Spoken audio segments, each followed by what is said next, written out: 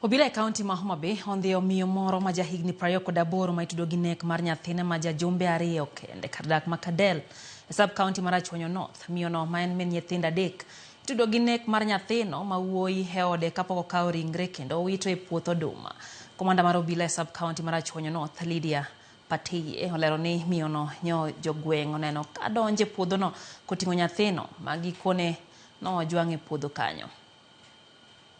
A mother recently gave birth to a baby, and the mother was seen getting into a maize plantation at Kadel area, and later the members of public saw her without the child. So this prompted the members of the public to intervene and try to establish where the child is. Later on, the mother took the members of the public to where she has dumped the baby in a maize plantation.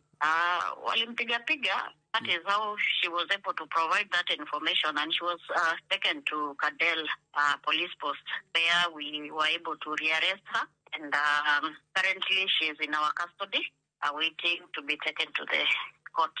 Regardless of the challenges in life, it is important that we keep our children as gifts. The children belong to the community. It is proper that we take care of our children.